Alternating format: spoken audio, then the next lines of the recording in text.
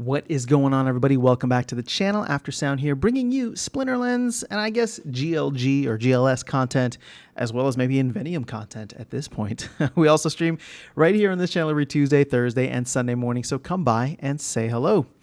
All right, guys. Well, with all of the fuss around Invenium, the website was launched this past week after the town hall, and we know that there's the Chibi Dinos partnership.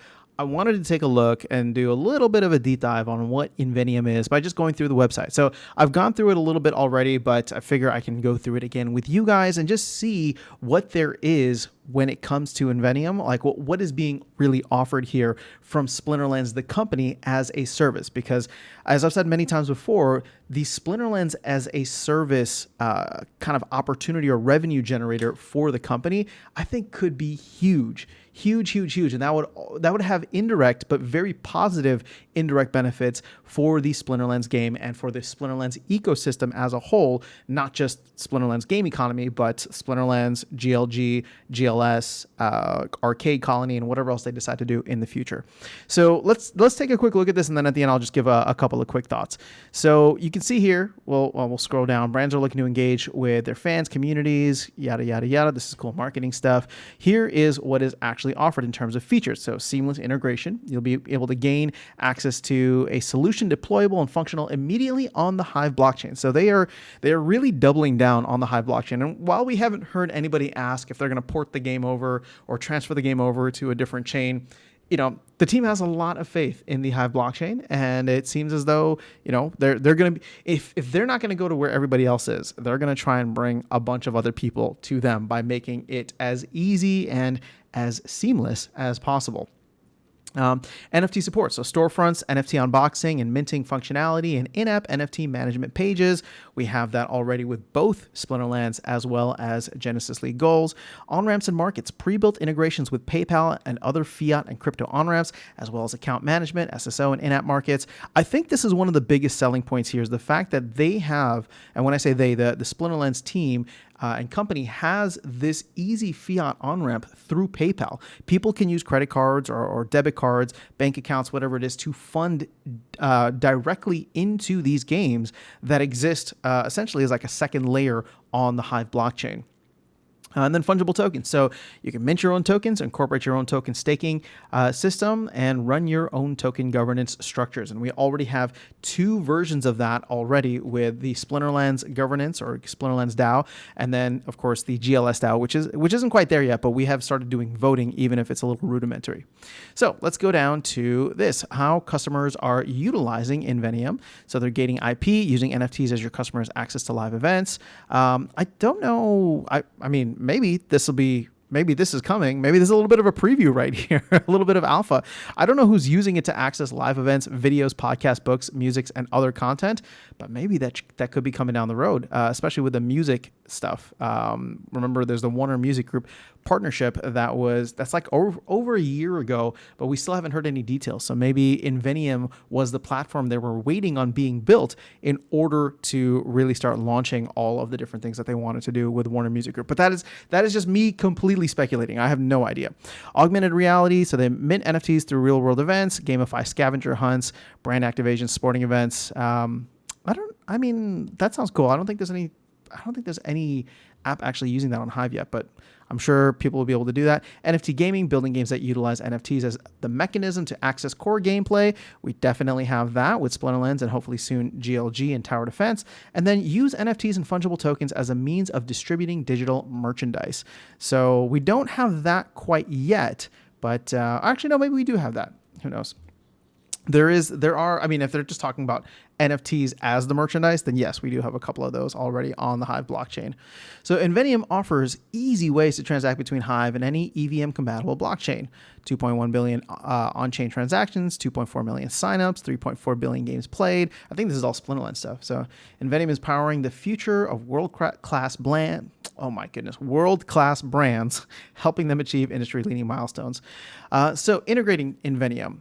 Bunch of different things here. So easy sign in with semantic wallet. And what they mean by semantic is you get to use a username rather than just a string of characters, which I think is actually a strong selling point for the Hive blockchain to actually be kind of like a Web3 social media platform that can integrate everything. Think about Facebook, for example, right? So you had Facebook where you could post updates of different things. You could have access to all the different apps that existed within Facebook, right? And it was all under one kind of seamless integration. So that's kind of what Hive is offering without it being a string of characters and, private wallets. I mean, you could still be completely anonymous or pseudonymous, but ultimately, it's you can pick your own username if you want. So sell your NFT products. Yep, that's pretty cool. They're doing a lot of that. Add visually appealing content, graphics, fun stuff. Allow your customers to manage their collection. Empower your customers to participate in your marketplace. So the peer-to-peer NFT sales and rentals are a cinch with Invenium. And I think that this is one of the things that is really underrated with Splinterlands. The fact that there is NFT sales, an NFT marketplace, as well as rentals, because for us, it's ease of use for all the people, all the users. It's just about ease of use. But for the company, especially if they take a certain percentage, right? For example, like the Splinterlands team takes a percentage of the fees on the market. And the thing is that the Splinterlands team is actually quite generous because they allow other people to create marketplaces as well. People like, projects like Peak Monsters or Monster Market. And if those markets sell, well, then or if those markets are where people have the activity, then those markets are the ones that get the fee. Whereas, I don't know. I just feel like Splinterlands should be getting something regardless of that, but that's just my own opinion. So for us, it's like ease of use. We're able to go in, try different things, rent cards out. You can't really do that with a lot of other games, or at least not that I'm aware of, right? With as much ease as you can with Splinterlands, just a couple of clicks. So from a client, or I guess from a corporate or corporation standpoint, if you wanted to come in and build your own marketplace, now all of a sudden you can make it easy for people to navigate your ecosystem, to try certain things out, and hopefully get some kind of kickback from that for more and more activity, or by encouraging and engaging that activity. All right, so let's see. We'll go down to Discover. I don't know what this video is, but looks like 16-bit from the Splinterlands team talking that through, so we don't need to get into that. Okay, so there you go. That is all that is on the Invenium website right now. It seems rather basic, but I don't mean to say that in a negative way. I think, everything that you need to know is right there on the front. If you want to get in touch with the team, it's super easy. Just hit the little contact button. But here's what makes me really, really excited about Invenium. It's already proven with a use case with Chibi Dinos. And I know a lot of people are like, I don't know what's going on with Chibi Dinos. This is just going to be something where we're not really going to benefit from it, or whatever the case is.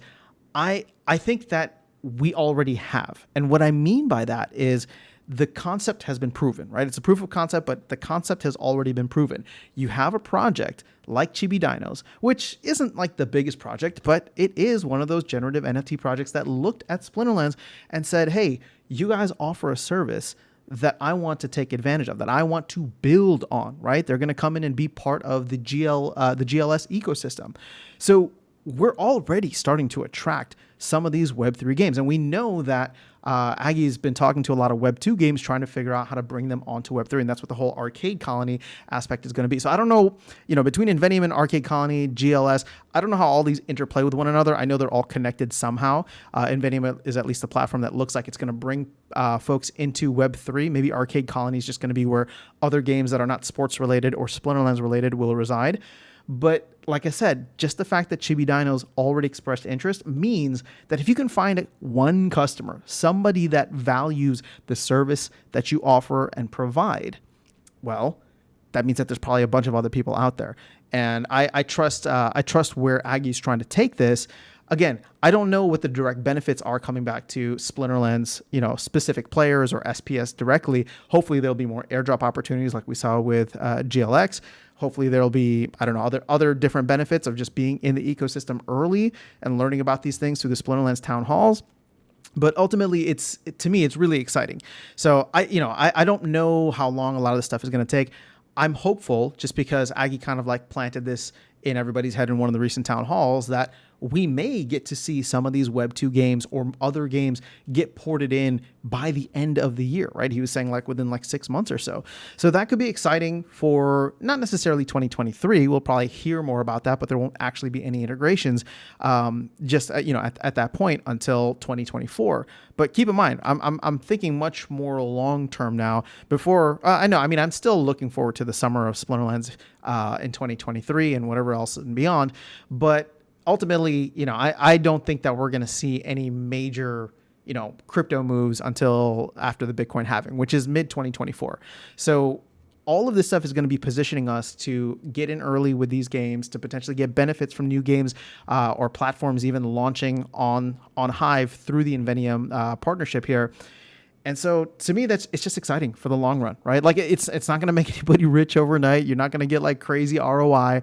But the fact is, like, if you've just been stacking your GLX, if you've just been stacking your SPS, that the market will turn around at some point. And I can't sit here and guarantee, and I'm not trying to make, this is not financial advice. I'm not trying to like make you stack more. I'm just saying that at some point the market will turn around. And I think we are going to be in a really unique position where Hive can look completely different than what it looked like in 2021 with only one real game.